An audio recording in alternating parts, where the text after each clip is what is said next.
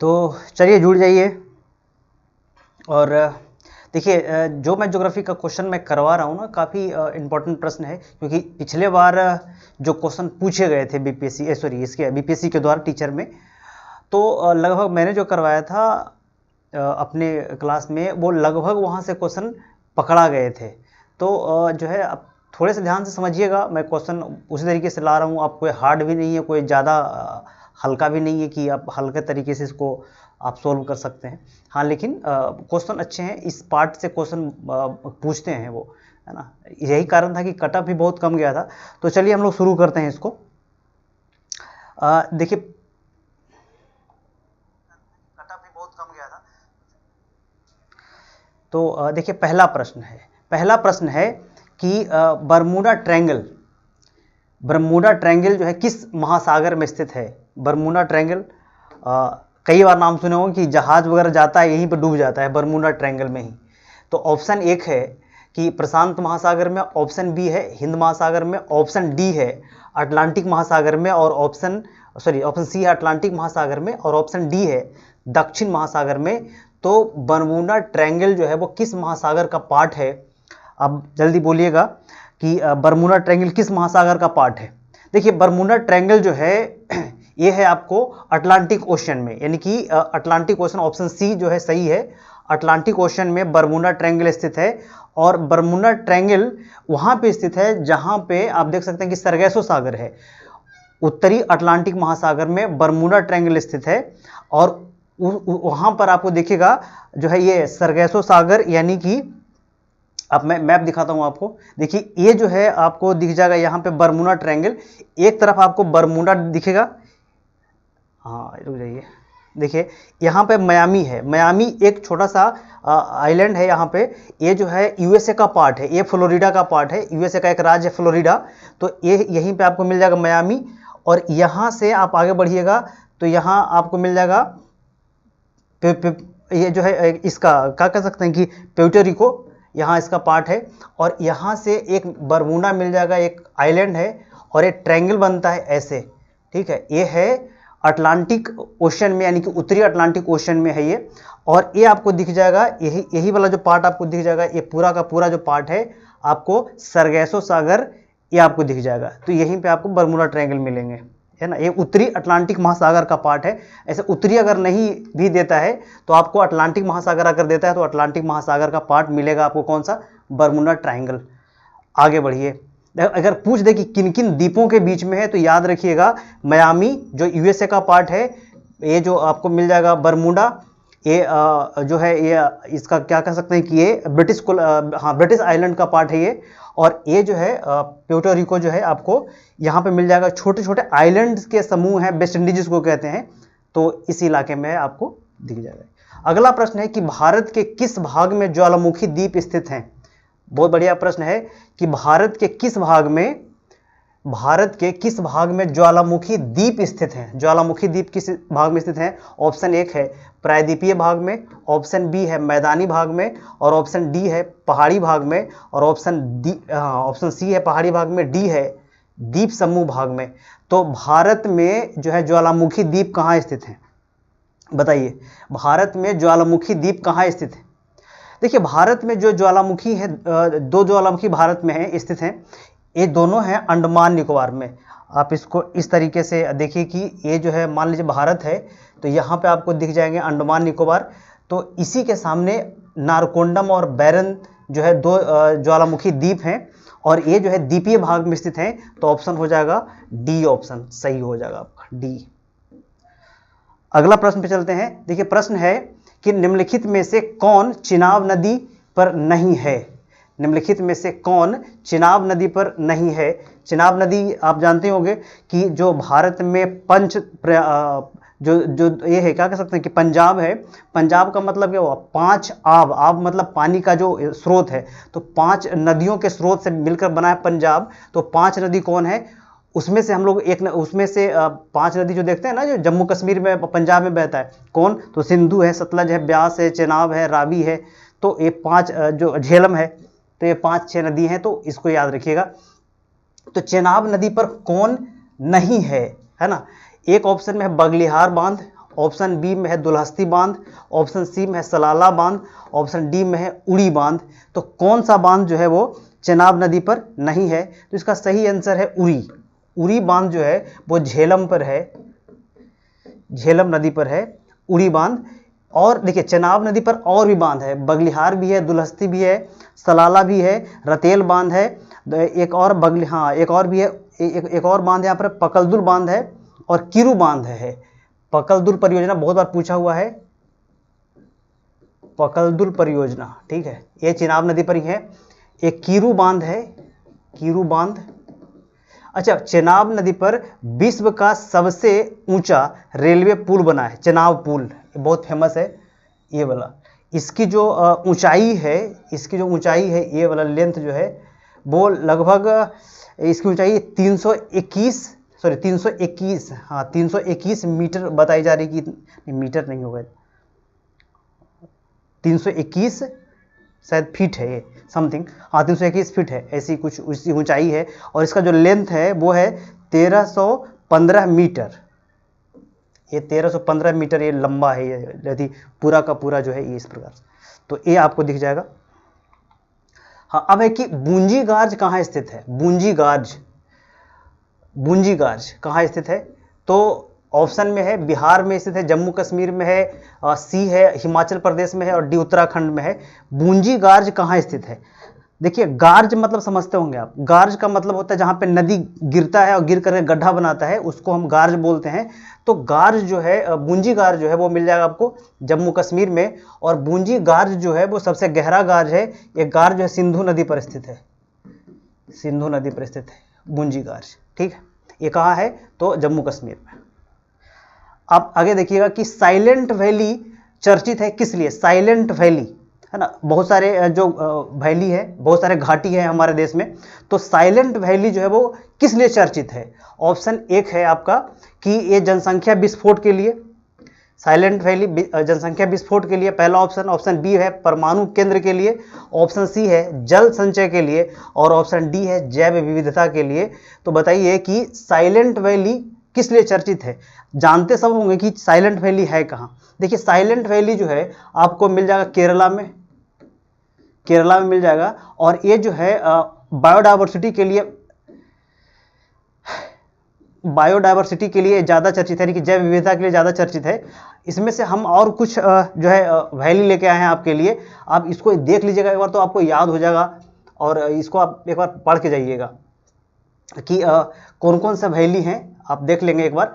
कि यहाँ से देखिए कि कश्मीर घाटी जो है, कश्मीर घाटी में जम्मू कश्मीर में कश्मीर वैली, मूर्खा वैली लद्दाख में है, नुब्रा वैली लद्दाख में है, सुरू वैली लद्दाख में है, पुरगा वैली भी लद्दाख में है, पार्वती वैली हिमाचल प्रदेश में है, किन्नौर वैली हिमाचल में है, पंगी वैली हिमाचल में, कुल्लू वैली हिमाचल में है, सांगला वैली हिमाचल में है, चंबा वैली हिमाचल में है, कांगड़ा वैली हिमाचल, लाहुल वैली हिमाचल में और मालना वैली भी हिमाचल में ही है। फिर इसमें इधर भी कुछ है, एक बार आप लोग देख लीजिएगा कुछ चीज़ें, मतलब एक दो, जैसे शांत वैली पूछ लेता है ना, शांत घाटी पूछ लेता है, ये केरला में है, अभी जो मैंने आपको बताया। एक वैली और पूछते हैं वो बार बार, उसका नाम है पिन वैली, है ना, उसका नाम है पिन वैली। कहाँ है? तो पिन वैली भी आपको मिल जाएगा हिमाचल में ही, ये भी पूछ लेते हैं वो, तो पिन वैली को याद रखिएगा। अगला प्रश्न है कि चंदन के वृक्ष पाए जाते हैं कहाँ पर? जो चंदन के जो वृक्ष होते हैं ना, वो किस प्रकार के वन में पाए जाते हैं? चंदन के वृक्ष, वही पुष्पा है ना, झुकेगा नहीं। तो चंदन के वृक्ष किस प्रकार के वन में पाए जाते हैं? हाँ भाई, चंदन के वृक्ष पहला है उष्णकटिबंधीय सदाबहार वन, ऑप्शन बी है उष्णकटिबंधीय पतझड़ वन, ऑप्शन सी है शीतोष्ण कटिबंधीय सदाबहार वन और ऑप्शन डी है शीत कटिबंधीय पतझड़ वन। किसमें पाए जाते हैं चंदन के वृक्ष? बोलिए। देखिए चंदन के जो वृक्ष हैं वो पाए जाते हैं उष्णकटिबंधीय पतझड़ वन में, ठीक है, चंदन के वृक्ष है ना, रेड सैंडर्स ये है। तो चंदन के वृक्ष जो यहाँ पे पाए जाते हैं उष्णकटिबंधीय पतझड़ वन में, जिनका पत्ता गिर जाता है। अगला प्रश्न है कि भारत के संदर्भ में, हाँ, असत्य कथन का चयन कीजिए। भारत के संदर्भ में असत्य कथन का चयन कीजिए। बड़ा इंपॉर्टेंट प्रश्न है कि ईरानियों ने भारत को हिंदुस्तान कहा। ईरानियों ने भारत को हिंदुस्तान कहा है। ऑप्शन बी है यूनानियों ने भारत को इंडिया कहा है। ऑप्शन सी है भारत दक्षिण एशिया के मध्य में स्थित है। और ऑप्शन डी है एक से अधिक। तो सही आंसर क्या है? देखिए इसमें सभी सही है, यानी कि ऑप्शन डी सही हो जाएगा। भारत दक्षिण एशिया के मध्य में स्थित भी है। यूनानियों ने भारत को इंडे कहा था, इंडे से इंडिया आ गया है। और ईरानियों ने पहले सिंधु कहा था, सिंधु से निकल के हिंदू आया, हिंदू से हिंदुस्तान हो गया। तो ये भी सही है। अगला प्रश्न है कि निम्नलिखित में से कौन प्रशांत महासागर की धारा नहीं है? निम्नलिखित में से कौन प्रशांत महासागर की धारा नहीं है ना? दुनिया में, यानी कि दुनिया करें, यानी कि पृथ्वी पर सबसे बड़ा महासागर कौन है? सबसे बड़ा महासागर प्रशांत महासागर, उसके बाद अटलांटिक महासागर, उसके बाद इंडियन ओशियन, उसके बाद अंध महासागर यानी दक्षिण महासागर, उसके बाद आर्कटिक महासागर। तो याद रखिएगा कि इनमें से कौन प्रशांत महासागर की धारा नहीं है? प्रशांत महासागर की धारा नहीं है। देखिए ऑप्शन ए कनारी की धारा, ऑप्शन है गल्फ स्ट्रीम की धारा, ऑप्शन सी है इरविंगर की धारा, और इनमें से कोई नहीं। देखिए ये सभी जो धाराएं हैं ना, ये सभी अटलांटिक महासागर की धारा है। अटलांटिक महासागर की धारा है, ठीक है। प्रशांत महासागर की धारा इसमें से एक भी नहीं है, समझ गए। तो प्रशांत महासागर की धारा है कौन कौन, इसको भी एक बार आप देख लीजिए। जैसे है कि प्रशांत महासागर की धारा में आपको मिल जाएगा क्यूरोशियो की धारा, ओयोशियो की धारा, आपको मिल जाएगा प्रशांत महासागर में एक और जो है उसको कहते हैं जो है एक आपको मिलता है, यहाँ पे दिमाग से निकल जाता है भाई, प्रशांत महासागर, हाँ क्यूरोशियो हो गया। क्यूरोशियो की धारा आपको मिल जाएगा एक धारा जो यहाँ से क्या कह सकते हैं उसको कि अलास्का की धारा एक मिल जाएगा आपको, अलास्का की धारा मिल जाएगा, कैलिफोर्निया की धारा मिल जाएगा आपको। तो ये सब धाराएं, ब्रिटिश कोलंबिया की धारा मिल जाएगा आपको। तो ये सब जो है धाराएं मिल जाएगी आपको प्रशांत महासागर की धारा। फिलहाल तो ये सब जो है अटलांटिक महासागर की धारा है। अगला प्रश्न है कि निम्नलिखित में से कौन, हाँ ये तो ही था। अगला प्रश्न है कि पूरब से पश्चिम की ओर सजाइए, पूरब से पश्चिम की ओर सजाइए।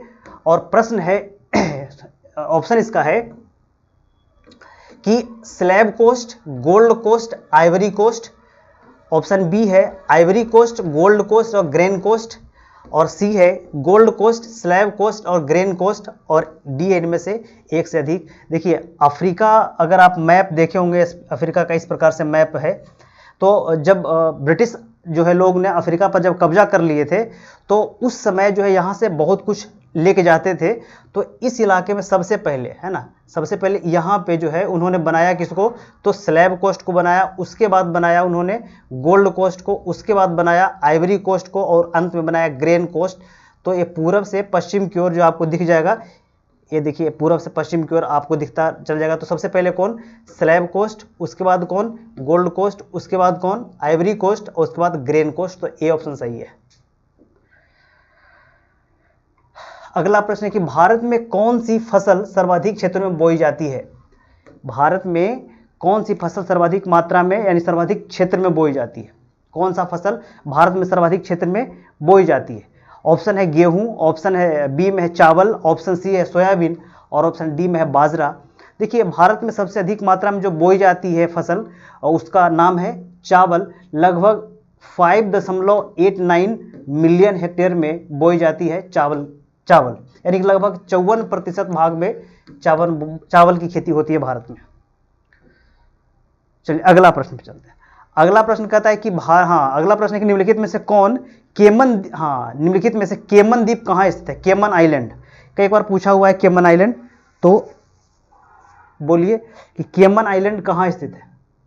ऑप्शन एक है प्रशांत महासागर में, ऑप्शन बी है अटलांटिक महासागर में, ऑप्शन सी है हिंद महासागर में, और ऑप्शन इनमें से कोई नहीं है, एक से अधिक। तो केमन आइलैंड कहाँ स्थित है, बताइए। देखिए केमन आइलैंड इनमें से किसी में स्थित नहीं है। केमन आइलैंड जो है वो है कहाँ पे, तो यह है अटलांटिक ओशन में स्थित। केमन आइलैंड अटलांटिक ओशन में स्थित है। तो इनमें से अच्छा एक और भी है आइलैंड, मार्शल आइलैंड, समझ गए। केमन आइलैंड और एक मार्शल आइलैंड जो है, याद रखिएगा, एक है मार्शल आइलैंड, ये है आपको प्रशांत महासागर में स्थित है। मार्शल आइलैंड पर अमेरिका का कब्जा है, और यहाँ पे वो परमाणु बम फोड़ता है, यानी कि जितना भी परमाणु हथियार वगैरह होते हैं उसकी सबकी परीक्षण जो है यहीं पे करता है वो, मार्शल आइलैंड पर ही। प्रश्न पे चलिए कि निम्नलिखित में से कौन टुंड्रा जलवायु के संबंध में सही कथन का चयन कीजिए। निम्नलिखित में से टुंड्रा जलवायु के संबंध में सत्य कथन का चयन कीजिए। टुंड्रा जलवायु नाम तो सुने ही होंगे, तो टुंड्रा जलवायु बताइए भाई। ऑप्शन ए है, इस क्षेत्र में जलवायु नहीं होती, टुंड्रा प्रदेश में जलवायु नहीं होती। बी है, यहाँ सालों भर तापमान 0 से नीचे होता है। ऑप्शन सी है, यहाँ काई, लाइकेन, फूलदार घास पाए जाते हैं। और ऑप्शन डी, इनमें से कोई नहीं है, एक से अधिक। बताइए कि टुंड्रा प्रदेश में क्या होता है। टुंड्रा प्रदेश में निम्नलिखित में से जो है सही क्या है।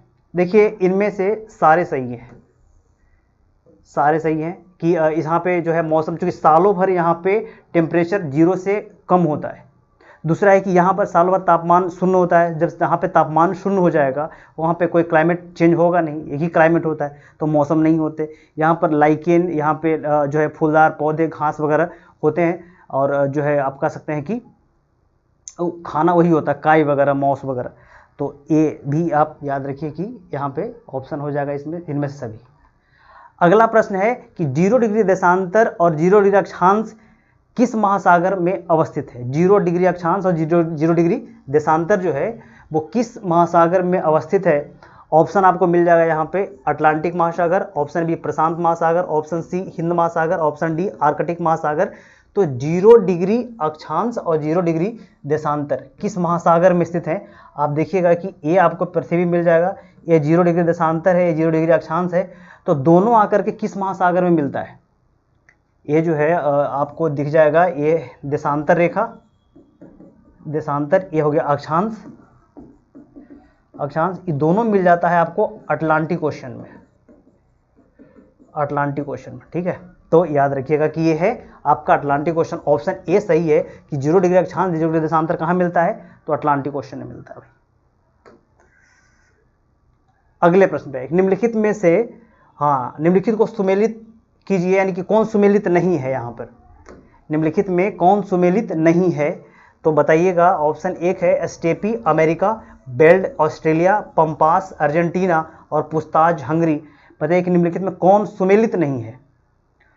सुमेलित कौन नहीं है, तो देखिएगा आपको मिल जाएगा कि बेल्ट ऑस्ट्रेलिया सही है, पंपास अर्जेंटीना सही है, पुस्ताज हंगरी सही है।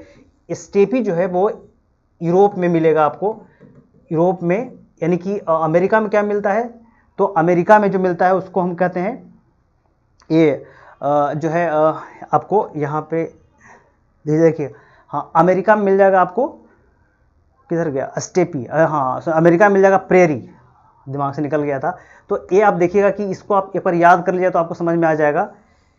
यहाँ पे देखिए कि लानोस जो है वो वेनेजुएला में है। ठीक है, लानोस वेनेजुएला में, और कैंपोस जो है आपको ब्राज़ील में मिल जाएगा, पंपास आपको अर्जेंटीना में मिल जाएगा, सवाना आपको पूर्वी और मध्य अफ्रीका में मिल जाएगा, बेल्ट आपको दक्षिण अफ्रीका और ऑस्ट्रेलिया में मिल जाएगा, डाउन्स भी ऑस्ट्रेलिया में ही होता है, और कैंटरबरी न्यूजीलैंड में, प्रेरी अमेरिका में, पुस्ताज आपको हंगरी में मिल जाएगा, और स्टेपीज आपको यूरोप और एशिया में मिल जाएगा, और सेल्वास आपको भूमध्य रेखीय दक्षिण एशिया में, अमेरिका में मिल जाएगा आपको।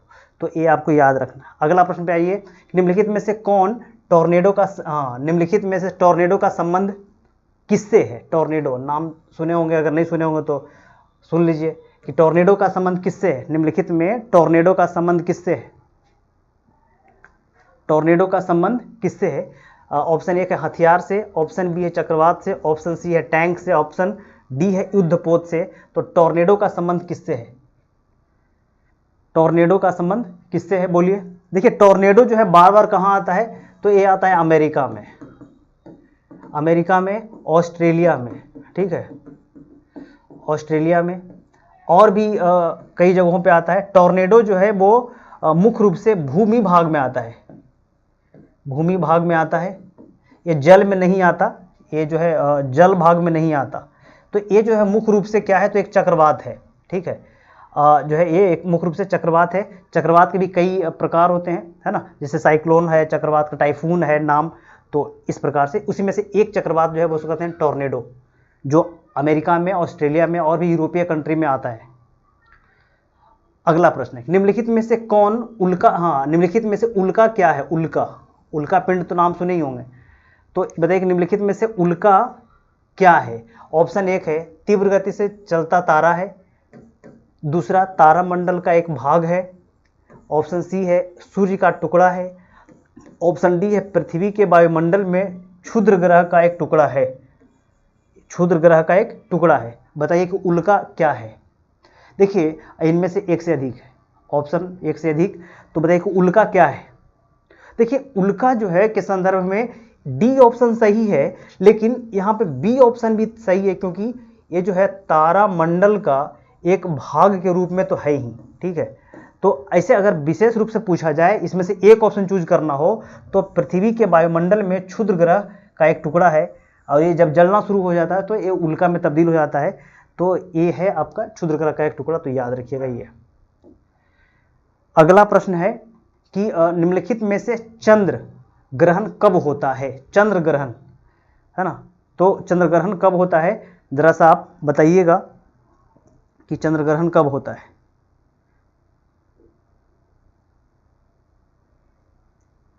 चंद्र ग्रहण कब होता है? देखिए अब इसमें पहला ऑप्शन क्या है जो देख लीजिए चंद्र ग्रहण में, एक है कि चंद्रमा पृथ्वी की ओर, हाँ चंद्रमा पृथ्वी और सूर्य के बीच में आ जाता है तब चंद्र ग्रहण होता है। ऑप्शन बी है कि पृथ्वी सूर्य और चंद्रमा के बीच में आ जाता है। ऑप्शन सी है कि सूरज पृथ्वी और चंद्रमा के बीच में आ जाती है। ऑप्शन डी है कि सूरज और चंद्रमा के बीच पृथ्वी आ जाती है, और इसमें एफ है एक से अधिक। अब बताइए कि चंद्र ग्रहण क्या होता है? देखिए ये सूरज, चंद्रमा और पृथ्वी, तो स्थिति कैसी बनती है चंद्र ग्रहण में? सिंपल सा लॉजिक है कि ये जो है सूरज है और ये पृथ्वी है और यहाँ पे चंद्रमा हो जाता है, तो जो चंद्रमा और सूरज के बीच में पृथ्वी आ जाता है, तो पृथ्वी की जो छाया है वो चंद्रमा पर पड़ना शुरू हो जाता है, तब हो जाता है चंद्र ग्रहण, ठीक है, सिंपल सा लॉजिक। तो बीच में कौन आ गया है? पृथ्वी। तो याद रखिए कि जब चंद्रमा पृथ्वी और सूरज के बीच में आता है, ये गलत हो गया है आपका, पृथ्वी सूर्य और चंद्रमा के बीच में आता है, ये सही है ऑप्शन, और सूरज पृथ्वी और चंद्रमा के बीच में आता है, ये ऑप्शन गलत है, और सूरज और चंद्रमा के बीच में पृथ्वी आ जाता है, ये आपका सही है। तो ऑप्शन बी और डी सही है, यानी कि ऑप्शन एफ सही हो जाएगा, एक से अधिक, ठीक। अगला प्रश्न है कि क्यूपर बेल्ट के संदर्भ में सत्य कथन बताइए। क्यूपर बेल्ट के संदर्भ में सत्य कथन बताइए। क्यूपर बेल्ट, क्यूपर बेल्ट के संदर्भ में सत्य कथन बताइए।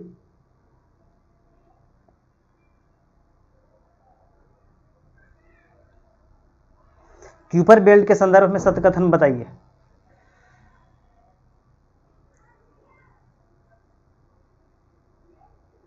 क्यूपर बेल्ट के संदर्भ में सत्य कथन बताइए। ऑप्शन एक है, देखिएगा ऑप्शन एक है कि यह मंगल और बृहस्पति के बीच में स्थित है, ठीक। क्यूपर बेल्ट जो है मंगल और बृहस्पति के बीच में स्थित है।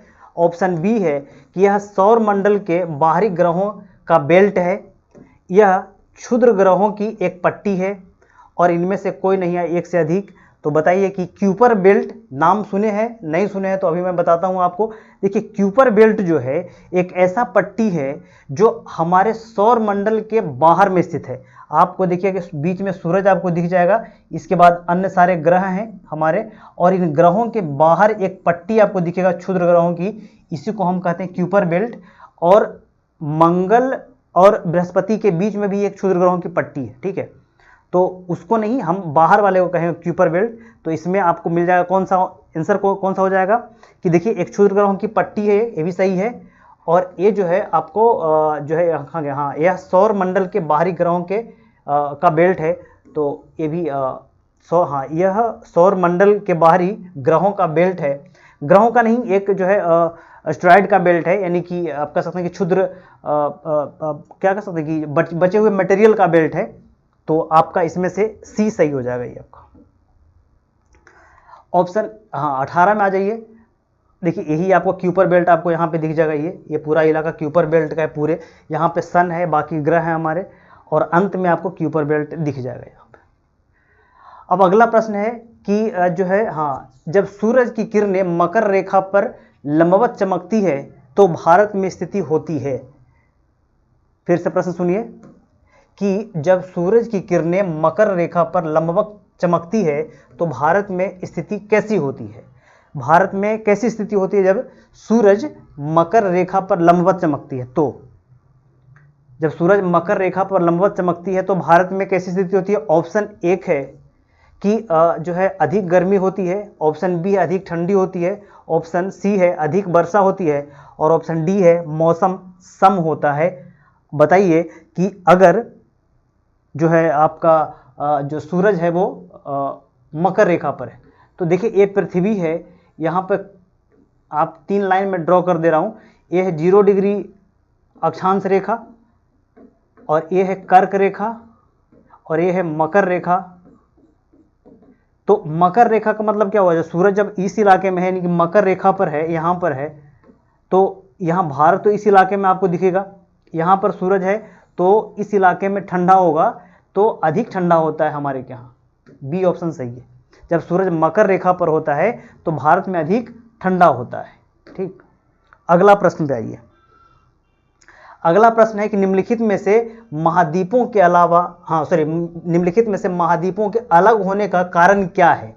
निम्नलिखित में जो महाद्वीप हैं वो अलग क्यों हुए हैं?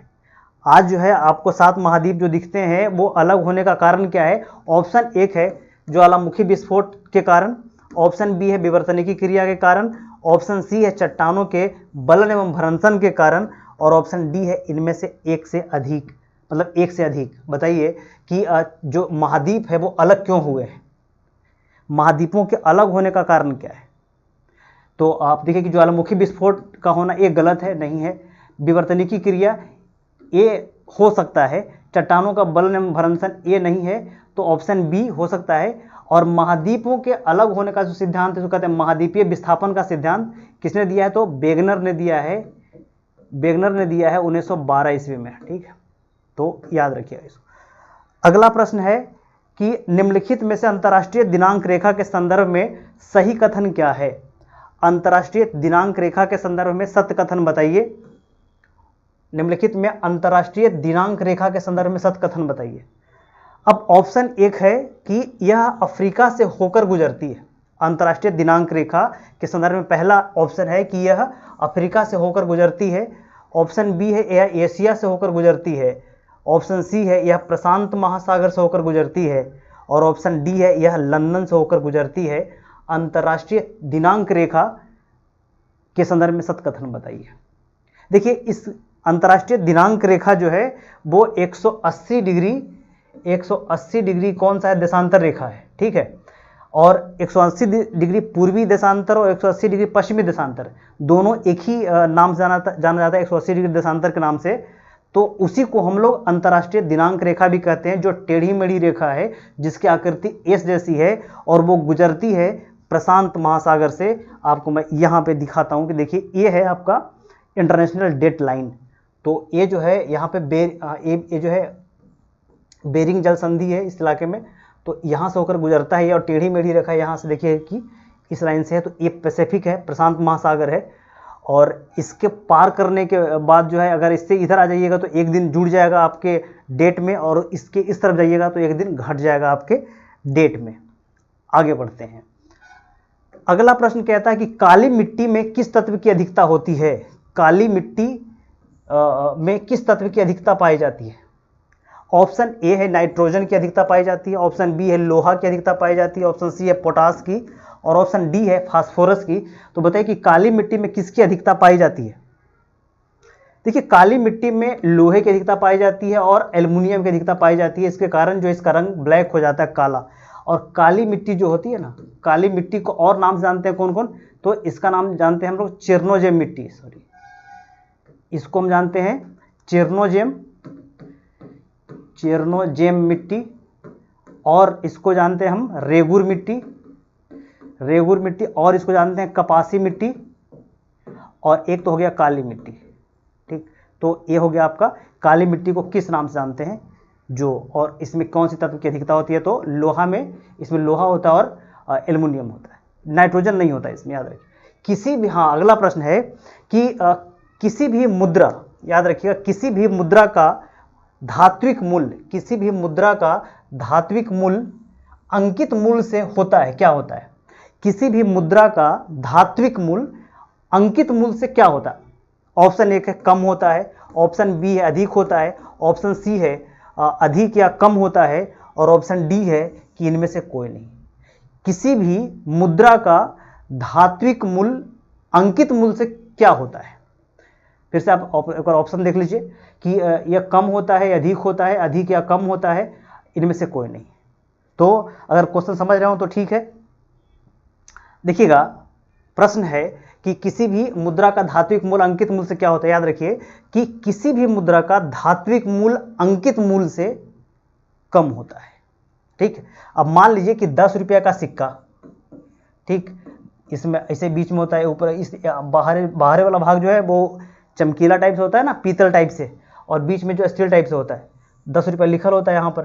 तो ये जो 10 रुपये का सिक्का है, तो जिस धातु का बना है, ठीक है, इस धातु का दाम अगर अधिक हो जाएगा तो 10 रुपया जो लिखा हुआ है ये जो है उसको तोड़ करके बेच करके ज़्यादा पैसा कमा सकता है। तो हमेशा जो है सरकार जो क्या करती है कि धातु का मूल्य कम रखती है और इस पर अंकित मूल्य ज़्यादा कर देती है। इसलिए सिक्का को कोई मार्केट में ब्लैक मेल नहीं करता, इसको कोई मतलब कि क्या कह सकते हैं कि होल्ड करके नहीं रखता है। इसलिए याद रखिएगा कि हमेशा धात्विक मूल्य अधिक होता है किससे, मतलब सॉरी, धात्विक मूल्य जो है कम होता है किससे, अंकित मूल्य से। हमेशा धात्विक मूल्य कम होगा अंकित मूल्य से। चलिए अगला प्रश्न है कि महासागरीय स्थल, हाँ, महासागरीय स्थलाकृतियों का सही क्रम क्या है? महासागरीय स्थलाकृतियों का सही क्रम बताइए। महासागरीय स्थलाकृतियों का सही क्रम बताइए। ऑप्शन एक में है ढाल, उभार, गुएट और भ्रंश। ऑप्शन बी में है तट, उभार, कटक और पहाड़ी। ऑप्शन सी में है तट, उभार, मैदान और ढाल। ऑप्शन डी है, डी में है तट, ढाल, उभार और मैदान। याद रखिए कि सही क्रम बताइए। जैसे ही देखिए हमारे पृथ्वी पर जहाँ पे हम लोग रहते हैं, लैंड मास पे हमारे क्या क्या है, एक पहाड़ है ना, पहाड़ है, पर्वत है, हमारे के यहाँ पठार भी है, मैदान इलाका भी है, ठीक है। उसी प्रकार से समंदर के अंदर भी कई स्थलाकृतियाँ होती हैं, जिसमें आप देखिएगा कि जैसे ही हम समंदर में जाते हैं, अब मान के चलिए कि ये एक लैंड मास है, यहाँ से हम लोग समंदर में जा रहे हैं और ये पानी है इस तरीके से, तो सबसे पहले हमको क्या मिलेगा? सबसे पहले ये जो है हमको पहाड़ और ये मैदान मिलेंगे। यहाँ जैसे ही हम समंदर में जाएंगे तो ये हमारा तट मिलेगा, ये तटीय इलाका है, ठीक है, तटीय इलाका। और उसके बाद जाइएगा तो ये आपको ढाल वाला इलाका मिलेगा, उसके बाद उभार मिलेगा और उसके बाद मैदान मिल जाएंगे, उसके बाद पहाड़ी मिल जाएंगे, उसके बाद गुएट मिल जाएंगे, उसके बाद जो है आपको नीचे गर्त मिल जाएगा। तो इस प्रकार से जो है आपको समंदर में मिलेंगे तो सबसे पहले क्या मिलेंगे? तट मिलेंगे। तो सबसे पहले तट मिलेंगे, उसके बाद क्या मिलेंगे? ढाल मिलेंगे, उसके बाद उभार मिलेगा, उभरा हुआ उभार मिलेगा, उसके बाद मैदान मिलेगा। तो ऑप्शन डी जो है वो सही है कि सबसे पहले तट, ढाल, उभार, मैदान, उसके बाद जो है पहाड़ी और उसके बाद जो है गुएट, उसके बाद जो है ये क्या कहते हैं आपको? गर्त। अच्छा, गर्त से याद आया कि जो है पूरे पृथ्वी का सबसे गहरा गर्त कौन है? तो आपको पता है मेरियाना गर्त है, पूरे पृथ्वी का सबसे गहरा गर्त मेरियाना गर्त। मेरियाना गर्त कहाँ है? ये है प्रशांत महासागर में। कौन? प्रशांत महासागर से किधर? तो ये उत्तरी प्रशांत में है ना, उत्तरी प्रशांत में। फिलीपींस के आपको पूर्व और उत्तर में आपको दिख जाएगा ये क्या कहते हैं, मेरियाना ट्रेंच यानी मेरियाना गर्त। और इसकी गहराई कितना है? 11,200 किलोमीटर समथिंग इसका है गहराई है। और पृथ्वी पर जो है गहरा स्थल, याद रखिए, पृथ्वी पर गहरा स्थल और सबसे ऊंचा स्थल, पृथ्वी पर सबसे गहरा स्थल मेरियाना गर्त और सबसे ऊंचा स्थल एवरेस्ट है ना, के बीच का जो डिस्टेंस है वो कितना किलोमीटर है? तो यह है 20 किलोमीटर लगभग। याद रखिएगा कि पृथ्वी पर सबसे ऊंचा क्षेत्र और सबसे नीचा क्षेत्र के बीच की जो डिस्टेंस है वो है कितना? 20 किलोमीटर। ठीक है, क्यों ऐसा है? क्योंकि जो हिमालय है, हिमालय की जो चोटी सबसे एवरेस्ट है, इसकी जो ऊंचाई है वो है 8,848 मीटर यहाँ पे, और ये लगभग 11,200 मीटर, तो आपको 20 किलोमीटर लगभग आ जाता है। ठीक, तो ये आप ध्यान रखिएगा। अगले प्रश्न पे आइए कि निम्नलिखित में से कौन सा कथन 82.5 डिग्री निम्नलिखित में से, हाँ, निम्नलिखित में से कौन सा कथन 82.5 डिग्री पूर्वी देशांतर से संबंधित नहीं है? निम्नलिखित, फिर से पढ़िए, निम्नलिखित में से कौन सा कथन 82.5 डिग्री पूर्वी देशांतर, ठीक, पूर्वी देशांतर है ना, से संबंधित नहीं है? ऑप्शन एक है, यह भारत का मानक देशांतर रेखा है। ऑप्शन बी है, यह ग्रीनविच से 5.5 घंटा आगे है। ऑप्शन सी है, भारत को 2 बराबर भागों में विभाजित करता है। और ऑप्शन डी है, भारत के 5 राज्यों से होकर गुजरता है। तो 82.5 डिग्री पूर्वी देशांतर से कौन सा कथन संबंधित नहीं है, बताइए। 82.5 डिग्री पूर्वी देशांतर से कौन सा कथन संबंधित नहीं है, आप जल्दी बताइए इसको। देखिए, अगर इसका विश्लेषण करते हैं तो 82.5 डिग्री जो है क्या है, देखिएगा कि 82.5 डिग्री जो है वो आपका भारत का है ना, ये भारत जो है हमारा, ये अपना देखिए मैप उतना बढ़िया नहीं बना भाई साहब, ये प्यारा भारत है, तो हमारा भारत का जो टाइम जोन डिसाइड करता है 82.5 डिग्री। तो 82.5 डिग्री टाइम जोन है, याद रखिए कि यह भारत के मानक देशांतर रेखा है, बिल्कुल मानक देशांतर रेखा है, यही से हमारा टाइम डिसाइड होता है। अच्छा, दूसरा है कि यह ग्रीनविच से 5.5 घंटा आगे है, बिल्कुल आगे है। ऑप्शन सी है कि भारत को 2 बराबर भागों में बांटता है, ये ऑप्शन गलत है, ठीक है। लेकिन अगर एक हिसाब से देखा है तो सही भी है, लेकिन जहां तक 2 बराबर भागों की बात है तो इसको हम नहीं मानते हैं, ठीक है। और इसमें जो है ये है कि भारत के 5 राज्यों से होकर गुजरता है, तो बिल्कुल गुजरता है, डी भी सही है। 5 राज्य कौन कौन है, मैं यहां पर आपको दिखा देता हूं, ये आप देख लीजिए 5 राज्य। एक है यूपी, यही आपका 82.5 डिग्री जो है देशांतर रेखा है, जो मिर्जापुर से गुजरता है, यहाँ पे ये आप दिख रहा है मिर्जापुर, ये जो है आपका यूपी है। तो ये जो है इसमें कौन कौन से 5 राज्य हैं देखिएगा, तो एक है यूपी हो गया, ये हो गया एमपी, ठीक है, ये हो गया छत्तीसगढ़, है ना, ये छत्तीसगढ़ हो गया। आपको यहाँ पे उड़ीसा मिल जाएगा और ये मिल जाएगा आंध्र प्रदेश। तो ये आपको 5 राज्य से गुजर गई है भारत के 82.5 डिग्री पूर्वी देशांतर। अगले प्रश्न पे आइए कि सत्य कथन का चयन कीजिए। अब सत्य कथन का चयन कीजिए भाई। ऑप्शन है यहाँ पर कि असम की सीमा, ध्यान रखिएगा, असम की सीमा भूटान और बांग्लादेश से लगा हुआ है। असम की सीमा भूटान और बांग्लादेश से लगा हुआ है। ऑप्शन बी है कि बंगाल की सीमा बांग्लादेश, भूटान, नेपाल से लगा हुआ है। ऑप्शन सी है कि त्रिपुरा की सीमा बांग्लादेश, म्यांमार से लगा हुआ है। और ऑप्शन डी है कि सिक्किम चीन और नेपाल, भूटान से लगा हुआ है। इसमें सत्य कथन कौन है, बताइए। सत्य कथन कौन है? जरा सा चैनल को शेयर कर दीजिए, लाइको नहीं करते हैं भाई, न सब्सक्राइबे करवाते हैं, कुछ तो करवाइए। बताइए कि इसमें सत्य कथन कौन है। फिर से मैं ऑप्शन दे रहा हूँ, पढ़ दे रहा हूँ आपको कि असम की सीमा जो है भूटान एवं बांग्लादेश से लगा हुआ है। देखिए, असम की सीमा जो है वो भूटान और बांग्लादेश से लगा हुआ है। सही है गलत है? तो सही है। असम की सीमा भूटान से भी लगा हुआ है और बांग्लादेश से भी लगा हुआ है, ये सही आपको दिख जाएगा।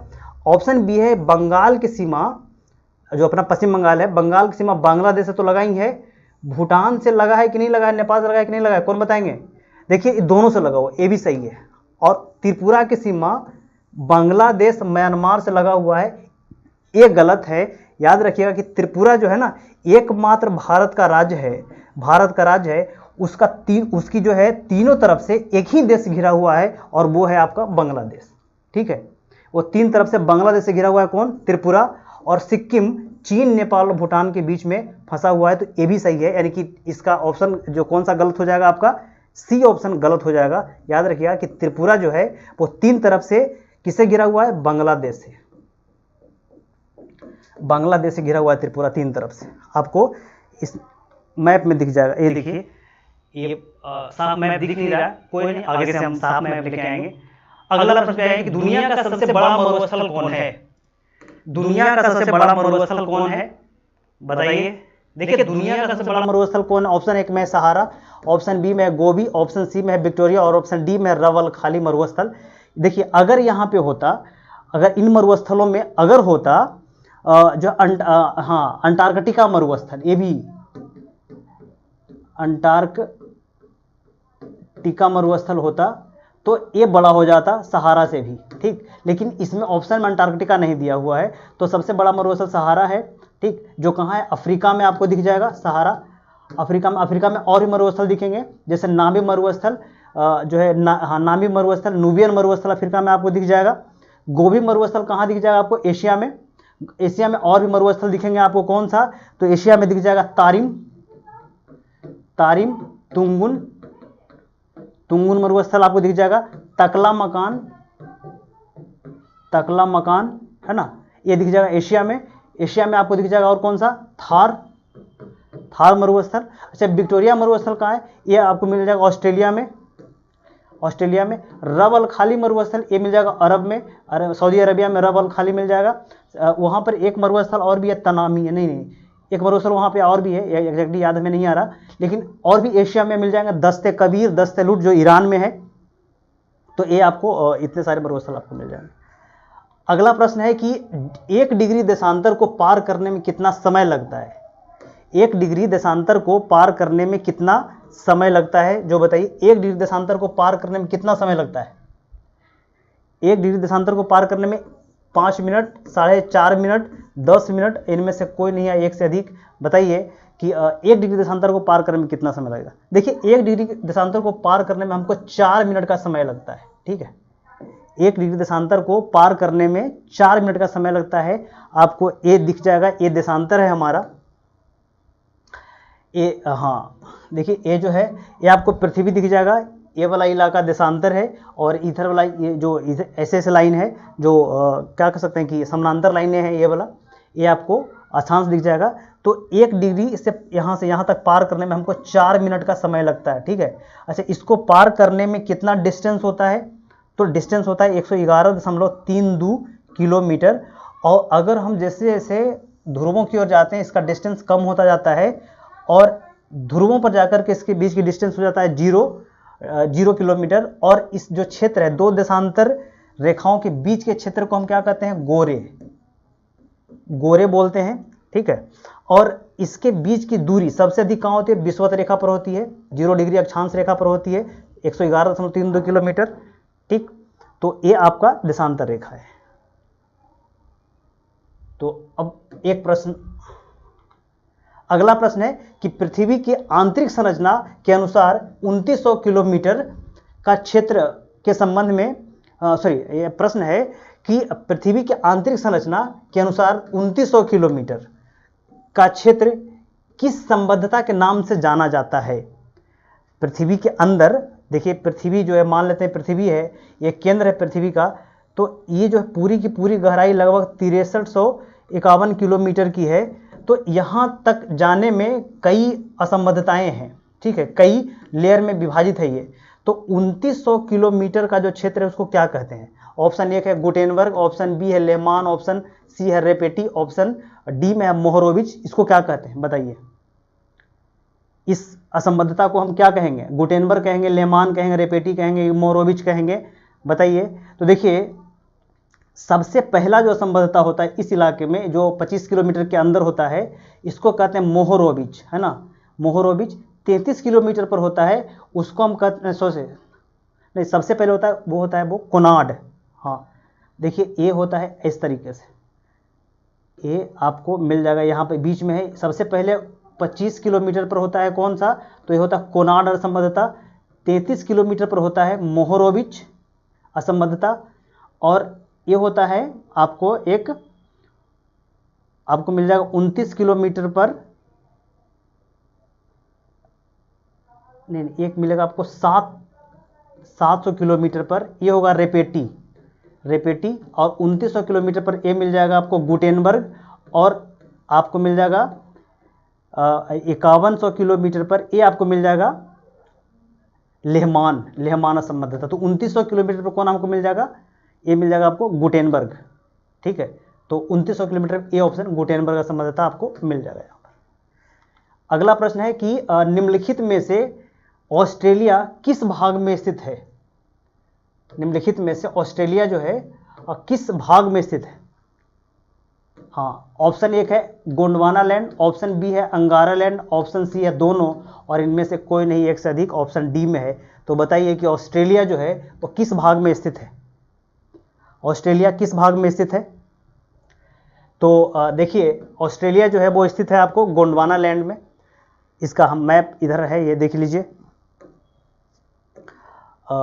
ऑस्ट्रेलिया जो है वो गोंडवाना लैंड में स्थित है। देखिएगा कि जब पृथ्वी जो है एक जगह हुआ करता था, ऐसे ब्रोकन नहीं था, अगर एक जगह था तो उसको हम क्या बोलते थे? पेंजिया, पेंजिया बोलते थे, है ना। और ये जो पानी वाला जो भाग है, ये सब जो नीला वाला भाग है, इसको बोलते थे पैंथालासा, पैंथालासा, ठीक है। और जब और ये वाला जो भाग था, ये वाला, ये है ना, ये था, इसको कहते हैं टेथिस सागर, टेथिस सी था ये, जो आज वर्तमान में हिमालय पर्वत है ना, वो टेथिस सी के बीच में जमा हुआ है। अच्छा, जब ये पेंजिया में ब्रोकन हुआ, पेंजिया में विभाजन हो गया, तो दो भागों में बट गया। जो उत्तर वाला भाग है, ये देखिएगा, जो उत्तर वाला भाग है वो हो गया अंगारा लैंड, ये वाला भाग अंगारा लैंड हो गया, अंगारा लैंड हो गया ये। और नीचे वाला भाग हो गया गोंडवाना लैंड, गोंडवाना लैंड हो गया नीचे वाला भाग। तो गोंडवाना लैंड में कौन कौन हो गए भाई? तो साउथ अफ्रीका, अफ्रीका हो गया, अंटार्कटिका हो गए, यहाँ पे ऑस्ट्रेलिया आ गए, यहाँ पे न्यूजीलैंड भी है, वो गोंडवाना लैंड का पार्ट है। और भारत जो है, ये भारत अभी दिख रहा है आपको यहाँ पर, ये भारत था, तो यहाँ से निकल करके चला आया यहाँ पर यूरेशिया में, तो भारत निकल के यहाँ पे टकरा गया इस इलाके में। तो भारत भी गोंडवाना लैंड का ही पार्ट है, वर्तमान में अंगारा लैंड में आ गया है, ठीक है।